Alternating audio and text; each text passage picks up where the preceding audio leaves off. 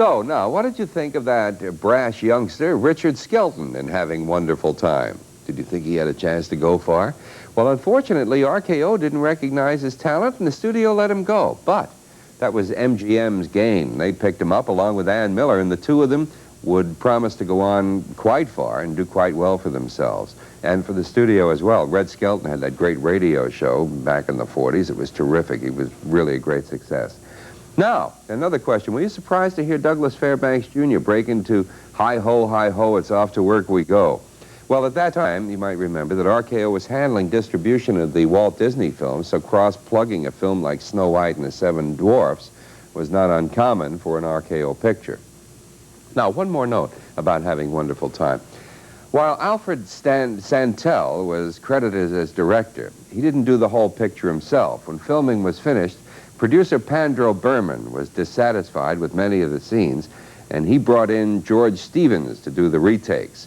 Several months later, Stevens and Douglas Fairbanks Jr. would again work together, this time on the classic Gunga Din. We'll be right back.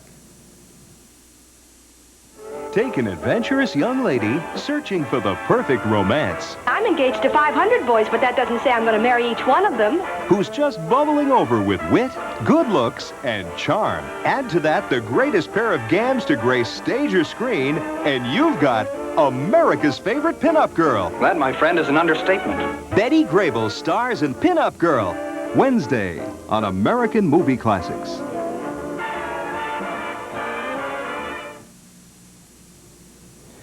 We're back, and I see we have time once again to salute another one of those great distinguished character actors. This is kind of a favorite part of the program for me because we get to look at those dedicated performers who spent their entire careers in support of the leading players.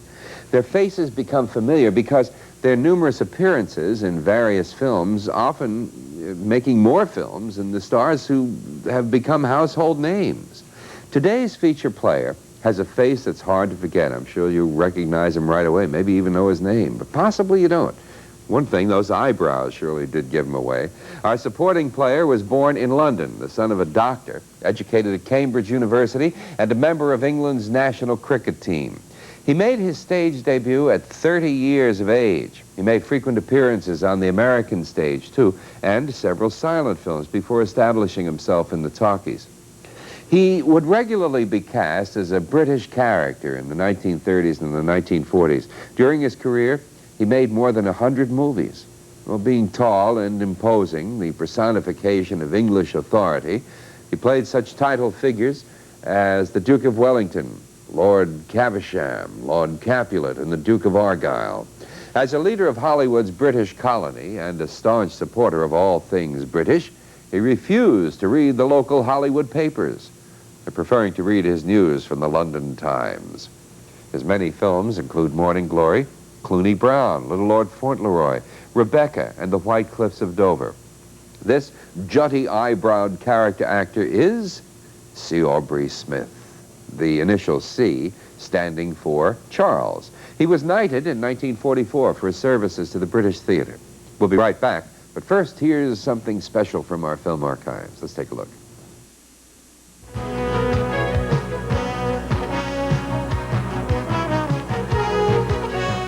American Movie Classics, Film Archives. The story of the early days of motion pictures with rare footage from the renowned Killiam collection. Will Rogers' first Broadway show was Wall Street Girl in 1912. He walked out on stage and confessed to the audience, "I knew it was all right for 50 cents, but I was a little afraid at $2. However, Rogers didn't really click on Broadway with his rope twirling and joke telling until he appeared in Ziegfeld's 1915 Follies with W.C. Fields. He loved to lampoon the top stars of Hollywood.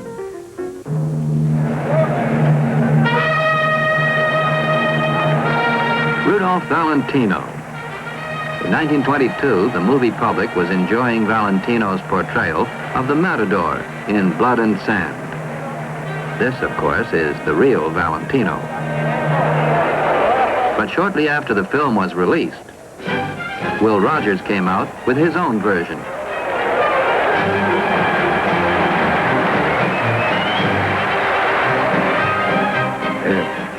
Actually, this is kind of a change of pace for me. Usually, when it comes to bull, I don't fight it. I just sort of throw it around a little.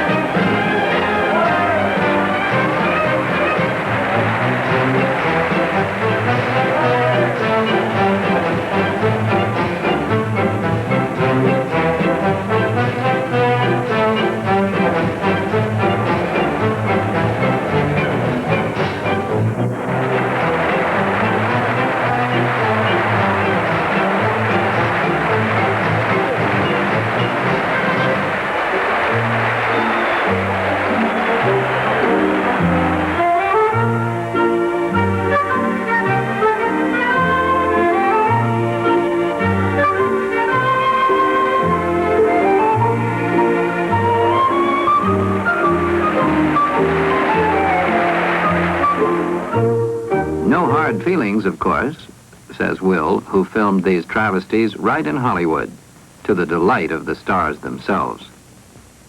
The fabulous Fairbanks, Doug Sr., came in for his lumps. Here he is in his classic portrayal of Robin Hood.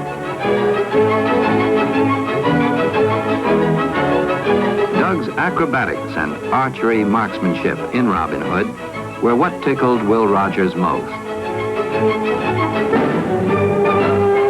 As we can see in his version. Yep, here's me again, Robin Rogers. As fleet-footed a bandit as ever outwitted the Sheriff of Nottingham.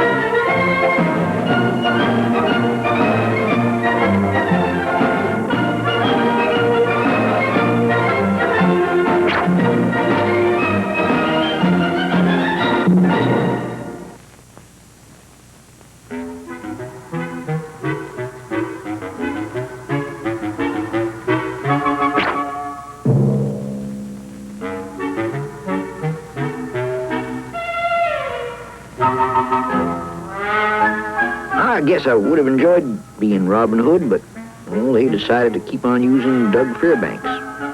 Mainly because, with me in it, they couldn't find a girl willing to play Maid Marian.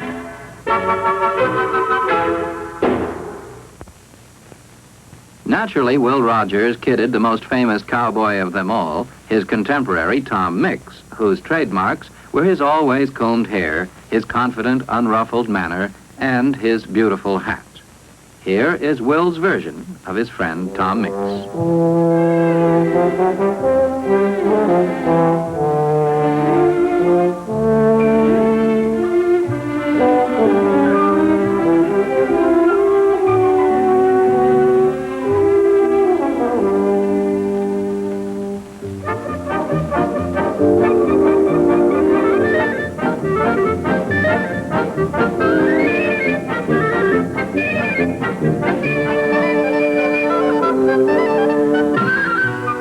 It's no fun if you take too much of a head start in the sheriff.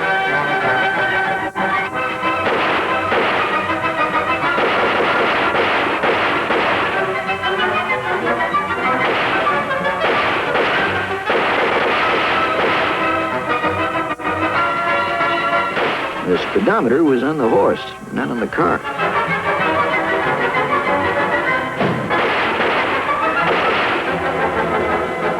Luckily, I had turned the road sign around.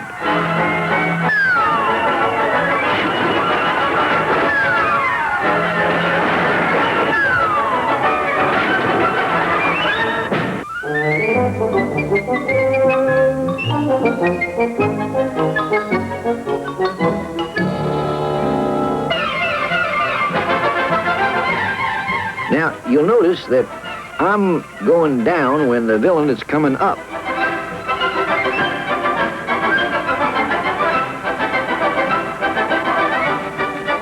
Now, that's because they make those westerns in a hurry, you know, and sometimes they have to shoot them in different days and different places.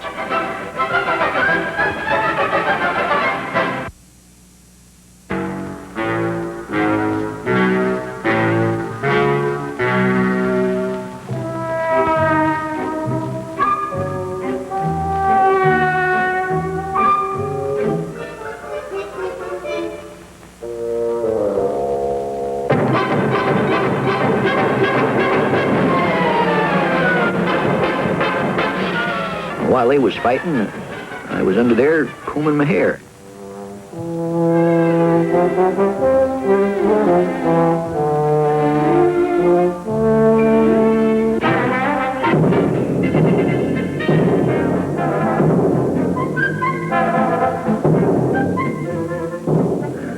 Just like Tom in his pictures, we keep the wardrobe department busy, sending in fresh hats.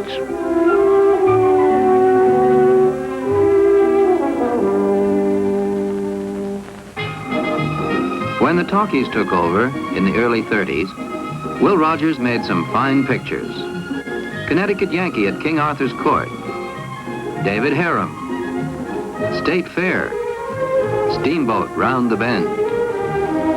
But with hundreds of stage shows, public appearances, and movies behind him, he was anxious to catch up with the family he'd had fun with in younger days: Jimmy, Mary, Will Jr., and Mrs. Rogers. Then, in 1935, at the age of 56, Will Rogers and his friend Wiley Post embarked on a flight around the world. It promised to be a great adventure.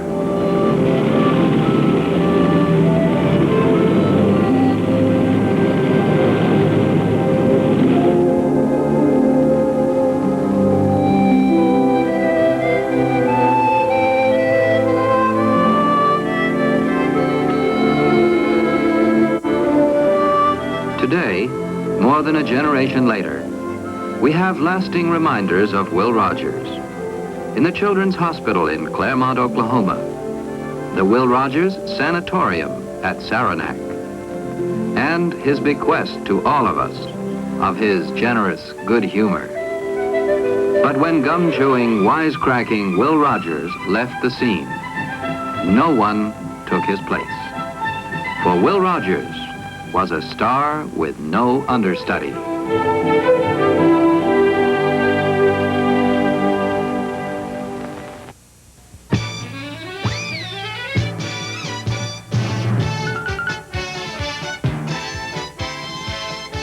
Let us entertain you every night on American Movie Classics. We're back, and tomorrow's double bill is a mixture of intrigue and razzle-dazzle vaudeville entertainment. Our first feature, Dangerous Corner, stars Melvin Douglas, Virginia Bruce, and Conrad Nagel. It's a tale loaded with fascinating characters, each with a dark secret.